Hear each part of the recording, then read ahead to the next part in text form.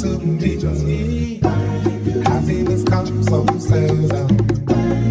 That has come to me. Running back to the end of my life. Jesus saved me a time. Happiness comes so seldom. That has come to me. Happiness comes so seldom. That has come to me. Happiness comes so seldom. That has come to me. Running fast for the edge of my life. Jesus saved me a time. Happiness comes so seldom. That has come to me. Happiness comes so seldom. That has come to me. Happiness comes so seldom. That has come to me. Running fast for the edge of my life.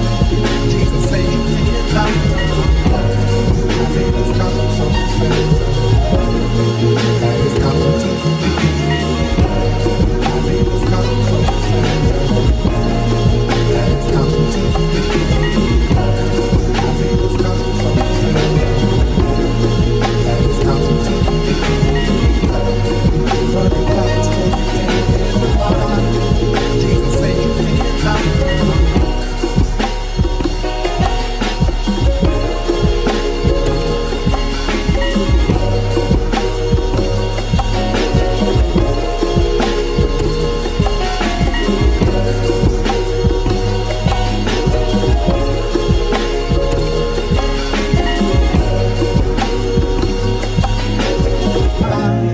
Jesus saved me a time. Happiness comes so seldom. That has come to me. Happiness comes so seldom. That has come to me. Happiness comes so seldom. That has come to me. Running fast for the edge of my life. Jesus saved me a time. Happiness comes so seldom. That has come to me. Happiness comes so seldom. That has come to me. Happiness comes so seldom. That has come to me. Running fast for the edge of my life. Jesus saved me a time. Happiness comes so seldom. That has come to me. Happiness comes so seldom. That has come to me. Happiness comes. That has come to me. Running fast for the edge of my life. Jesus saved me a time.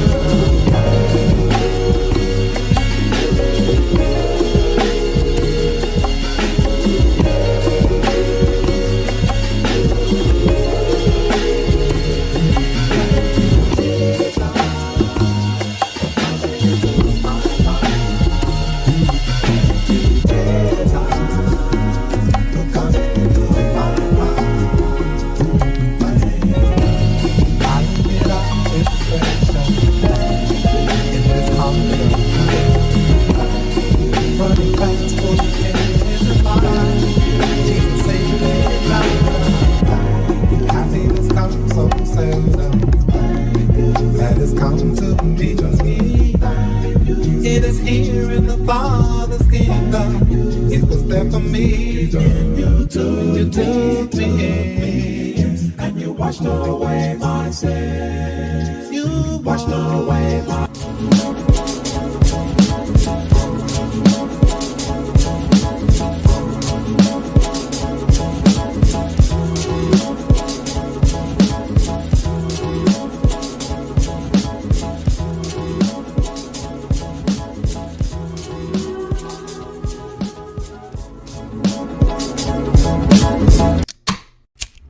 You ready?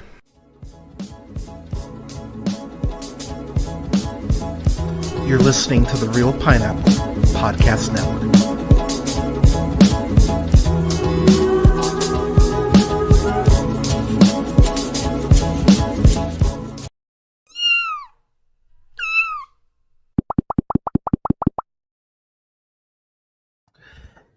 Good evening, ladies, gentlemen, days, and gays. This is the Real Pineapple. This is your humble host, Hunter here. I'm not gonna lie, it's gonna take a little while to figure out where I like the camera and everything, but we'll figure out that out together. It'll be fine. It'll be fine. I hope you're all having a great start to your week. I'm having pretty good night. Um, my amazing partner is making dinner. She's making shrimp with orzo, which is going to be delicious. The cats, Milo and Samuel L. Katzen, they got some playtime in. Um, decent day, decent day. But yeah, y'all. So as I kind of mentioned, not last night. I wait, was it last night? I guess it would have been last night. Um, when I was intending to review Moana 2 and end up reviewing Death of a Unicorn instead. So that review is actually up on the channel now. But uh, as I mentioned on that stream and on that review, not really sure podcast wise what I'm going to be looking like moving forward.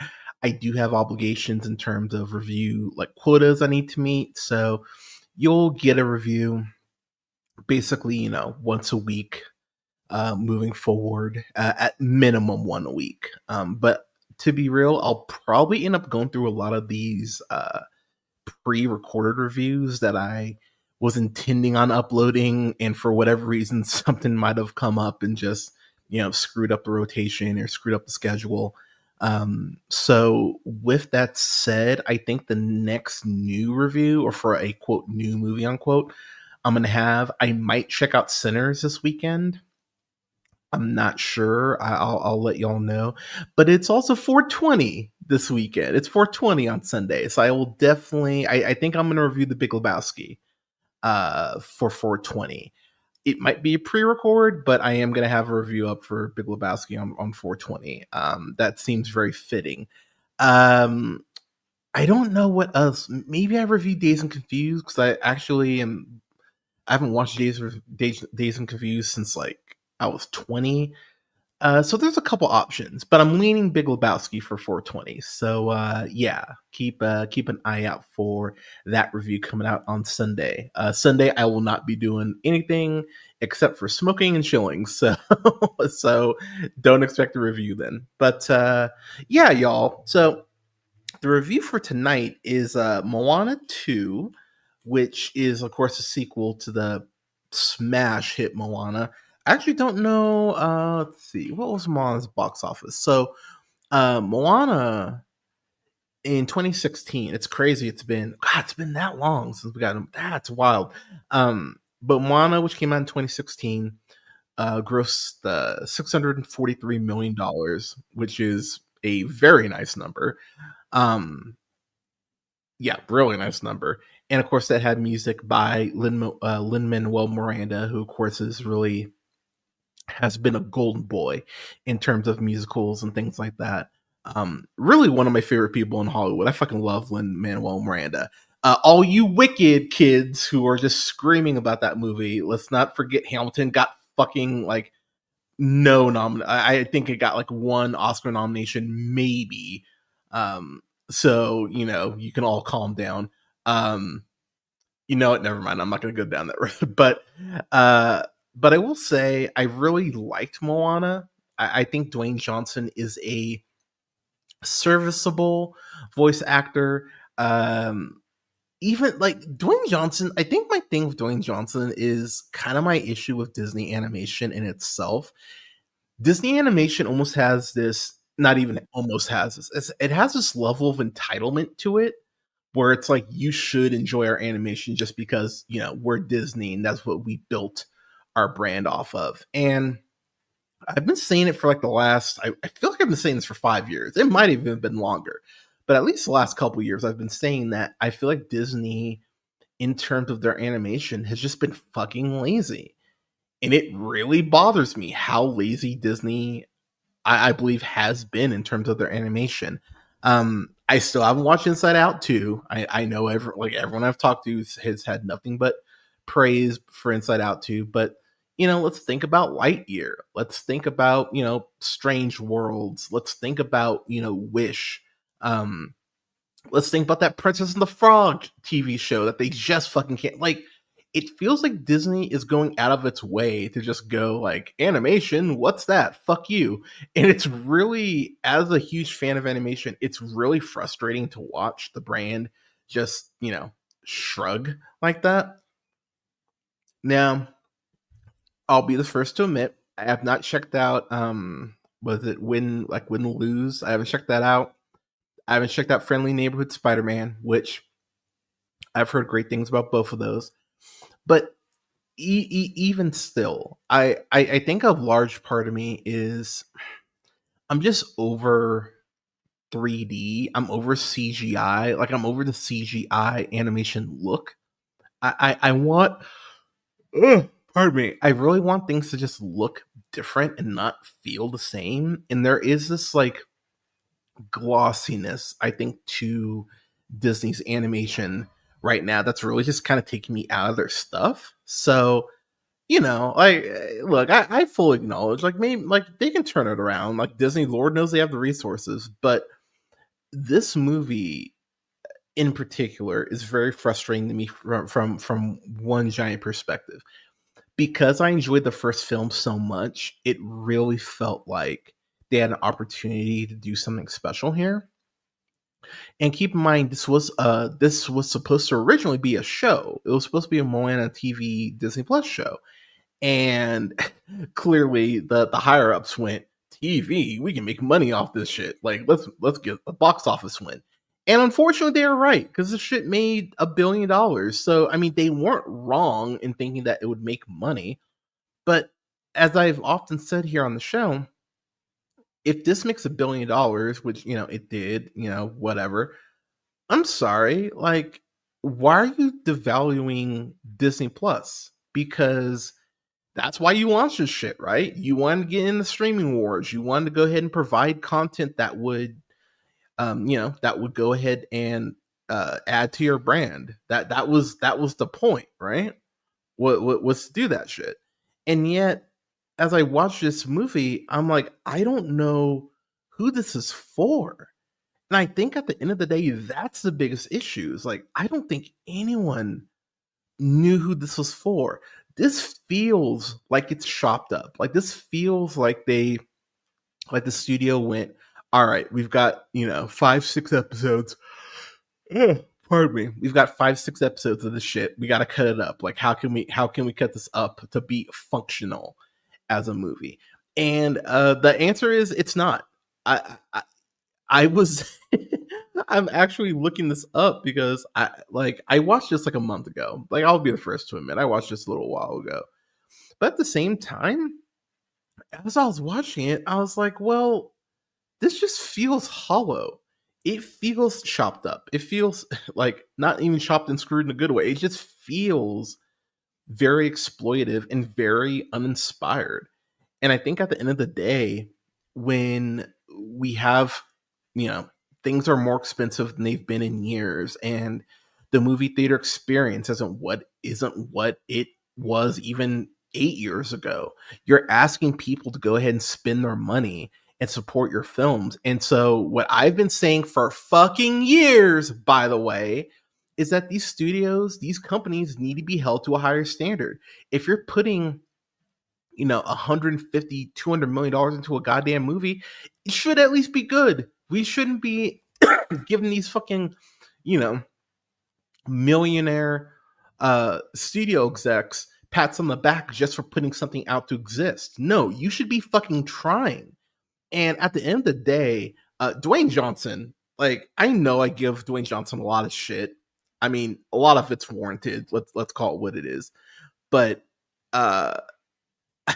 there's a point in Moana 2, and I'm gonna butcher a line, but he goes like, can I get a something? Like, can I get a he you or some shit like that? And I just looked at the screen like, no, you can't. No, you can't get that because I don't want you talking anymore. It even feels like for Dwayne Johnson, it and I just remembered they're doing a live action Moana. God damn it. So So are they gonna give him a wig? Like what are they gonna do there? What's the girl's name? I'm gonna butcher your name. I'm sorry. Fraser is the one I go with, who plays actually it's not even Moana. What am I? Who the fuck plays Moana? But this movie, I don't know what it is. Like as I was watching it, because I didn't want to go into this feeling miserable. Like, I listened to Afternoon Tune review of this, where they were just kind of like, "This is whatever." But I'm over that, y'all. I'm over things just being whatever. Like, if you told me what the plot is, and I'm on IMDb right now, this is what IMDb says. After receiving an unexpected call from her wayfinding ancestors, Moana must journey to the far seas of Oceania. I almost said Oceania. That's where I'm from. Or that's where I grew up in that area. Moana must journey to the far seas of Oceania, sure, and into dangerous, long lost waters from an adventure unlike anything she's ever faced. Okay, um, I think that plot is so vague because this plot's really not. It's really quite hollow, honestly. That's the thing that I think I found so interesting is that this almost feels like a Mission Impossible movie without any of the fun or the stunts or the camaraderie that you would expect from Mission Impossible film. Moana, who again is voiced by I'm not even going to try the name, but she's voiced by the same person from the first film. I like her. I think she's a very I think she's actually very great. Like she's actually a great voice actress. She just doesn't have shit to do in this, and that's what's such a bummer. Because I remember leaving the theater because I actually saw Moana in theaters, and I remember that reaction from kids being like, "Oh my gosh, I want to be I want to be like Moana," and that actually being really cool. Like it being exciting for people to be like, "Oh, I have a new Disney princess I can latch on to, and I can feel seen." Like I'm happy that kids have that. But I would be lying to y'all if I said that, okay, can we at least give kids something to be excited about? There's nothing in this that I enjoyed. Like, I know some people say, "Well, come on, man, what about the animation?"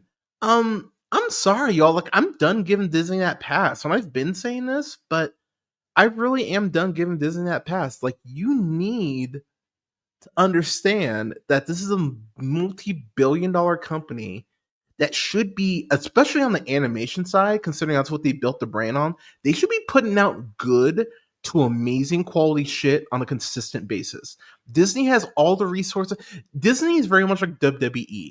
And speaking of WWE, the fact that Triple H came out today and said that Trump is a genius, man, I didn't need another reason to not watch WWE, but thank you. Thanks for giving me one. I This is what's so frustrating about Disney. They have every resource readily available to them to make a great product. And I know some of y'all have jumped off the Marvel train, and that's fine, whatever. I stand by my love of Brave New World. I can't wait to rewatch it again. I am hyped for Thunderbolts. I'm excited for Fantastic Four. This company does have these pockets where it feels like they're understanding it, but they should be running like a Swiss watch at this point. They've been around for fucking ever. And I know Bob Iger's a fucking moron, but at some point, like, I'm done giving y'all passes. Like, you need to be better. Flow, the best Oscar winner for best animated feature, was made on free fucking software, and that's some of the most emotion I've felt in an animated film in the last decade. Robot Dreams, that Neon put out, not a goddamn word is spoken in that movie, and that's one of the most amazing animated films I've seen in the last decade. You can do it. You don't even need to have $150 million to go ahead and get the job done. You can do it. I know you can, Disney, because I've seen you do it. I was talking about it in the group chat uh that I'm in. We're talking about Robin Hood. Robin Hood is still a top maybe a top, it's a top 10 at worst it's probably a top 5 animated Disney film for me. I fucking love Robin Hood. I did a double feature of Robin Hood and the Great Mouse Detective during lockdown. And that was such a genuine joy and such a great way to start my morning off. I was like, hell yeah, Disney classics back to back. I know Disney can do this. Like, I know they can. I've seen them fucking do it. So I don't understand why it feels like they're almost getting in their, not even feels like, they are getting in their own way and just going like, oh, we don't give a shit. Like, you should give a shit. You really fucking should. And it's I shouldn't care more as a critic than you do as a company. Plain and simple. And the fact is, I not even feel like, I know I care more than a lot of higher ups at Disney do in terms of their animation. And it's maddening to sit here and just be like, all right, well, I guess this is just how it is. Moana has this crew of people who end up like coming along with her on this journey. Really none of them are memorable. It doesn't fucking matter. The fucking chicken is back. Hey, he's back. Alan Tudyk, one of the best actors we have in the game right now. He's an incredible voice actor too. He's one of the few people who feels like he's fucking trying this shit and he's voicing a fucking chicken. Like, what the fuck does that tell you? What's her name? Nicole, the chick from Pussycat Dolls. What's her name? Nicole. Oh my god, I'm gonna try. Scherzinger. She voices Cena, who's like the new who's like the villain, but she's kind of the villain because like the you can tell there's supposed to be more with her in this. Like, you can really tell there's supposed to be more going on. Oh, she not the villain. I don't care. Like, I'm just gonna be real with y'all. I don't care. The villain in this, it's almost not even a villain. In terms of how they present her, Nalo, that's the villain. Um, she really gets like a very like plain Jane backstory. Um, it's really not anything, honestly. And I really was sitting here trying to remember like what they even do with her. And there's this whole oh, Matangi, that's the name. Who's voiced by Awamai Fraser. That's who I was referring to earlier. I think they're actually a good voice actress. They just don't give her character anything to fucking do. She has this one song about kind of like not playing by the rules and kind of making her own lane. That's a decent song, but for as much shit as he's given, man, this movie missed Lin Manuel Miranda. It really missed him because he just like his energy in that first film, you feel that shit. And there's the musical numbers in here just feel just limp. They just feel lifeless. It just feels like there's really nothing in them. And as I'm watching this, I'm like, all right, like I wish that there was, more like because at worst, the musical number should work in here. Or at least there should be one or two that really, hits you. And no, there really isn't. One of the things that drove me nuts about this movie, and it completely validates the fact that this was clearly supposed to be a Disney Plus show. There's this point where Moana is on the beach and she's talking to like the ghost of her grandma. Like it's basically a Star Wars moment, and she has this like very like intense reaction, like, "Oh my god, grandma!" And she goes to talk to her ghost, and like 20 seconds later, they cut it. Like you can tell that was supposed to be probably like a 4 or 5 minute scene to maybe end an episode and then go into the next one, and it's just cut. That whole moment basically is just nothing. It's a blink and it's a blink and you'll miss it. And I just went, all right, well, that felt important, or it felt like it was supposed to be important. And then when he just goes, we're good.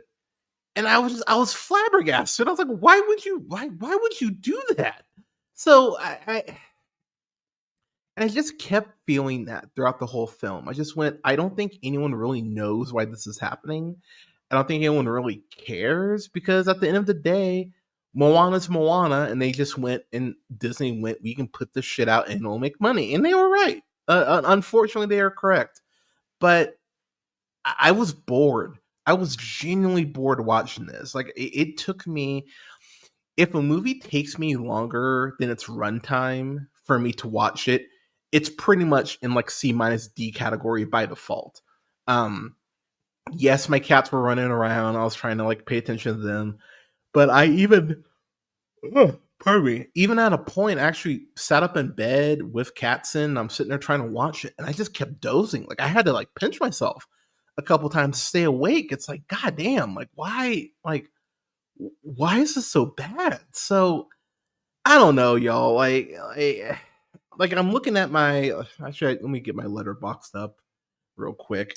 Um, this wouldn't crack my top 10 worst stuff for last year, but man, this would be a dishonorable mention. Like it's bad, man. Because like, is this worse than Red One? No. Is it worse than Joker Folie Do? No. Is it worse than like Despicable Me 4? Honestly, probably. It probably is. But I really was just kind of in awe and how little of a fuck it felt like anyone gave about any of these elements. The one thing I will give the movie is the actual ending, the setup for what I'm sure will be Moana 3.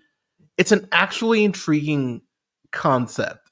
And I just went, oh, I really wish you would have gotten to this like 30 minutes ago so we could have at least, set some groundwork for Moana 3 as opposed to just going, well, this thing is going to happen now.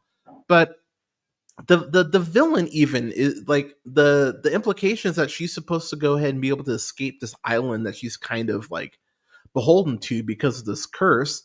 And Moana, of course, breaks the curse, and they don't even cut back to the villain. She's just like still there. So I went, all right, like, is that a tease that maybe, just maybe she'll come back? Or did you guys just forget the plot line? It feels like they just forgot the plot line. So I don't know, man. Like this is like a D minus. Like even fuck, I don't know, man. D minus, it feels almost generous for this. Like I'll go F plus. Like I just maybe because of the setup at the end. But man, you want to talk about just something that I went, I'm never gonna watch this again. There's no part of me that'll ever watch this again. Um, I couldn't believe this. I couldn't believe how just lackadaisical and just uninspired. And yeah, I did not like this at all. And the more I've thought about it, the less I've actually enjoyed it. So yeah, I don't know what to tell y'all. It's not good. It's not a good movie. So yeah, F plus for Moana 2. Yeah, not good. But dinner is almost ready, so I'm going to go ahead and get out of here. As far as the rest of the week, I'm gonna go ahead and I'll probably stream Saturday. But follow me on socials. So you'll know when I'm going live next. I will. You can follow the show on Twitch at twitch.tv/the real pineapple. That's REEL pineapple. Follow the show pretty much wherever you listen to podcasts: SoundCloud, Apple Podcasts, Podbean, Stitcher, iHeartRadio, Spotify, Amazon Music, TuneUp, and Samsung Podcasts, to name a few. At the Real Pineapple. You can follow me on Blue Sky at Real Pineapple. Again, REEL Pineapple. .bsky.social. You can follow me on the show on YouTube at The Real Pineapple. Just search it there. Will pop up. The REEL Pineapple. You can go ahead and follow me on IG. I'm not posting a lot these days. Blue Sky is probably where you want to find me. But yeah, you can find me on TikTok and on IG at J Hunter, and then REEL, and then Pineapple. Um, Thank you so much, y'all. Thank you so much for tuning in. Thank you so much for watching. Thanks for listening. I appreciate y'all. I know I feel like I'm saying this a lot recently, and I've talked about what's going on with me. I'm not gonna bring down the mood, but to those of you who've checked in on me, and like I appreciate y'all. Like I hope you understand that that's not done in vain, and that it's greatly appreciated, and just knowing that people care is really nice. But Please stay safe out there. Do something for your mental health. Take care of yourself. Give someone a hug. Check in on your people. But yeah, I know the world's a lot, but we're going to get through it. But please stay safe out there. And I will talk to y'all this weekend as we celebrate 420 weekend. Thank you so much again, y'all. And I'll talk to you soon. Have a great night.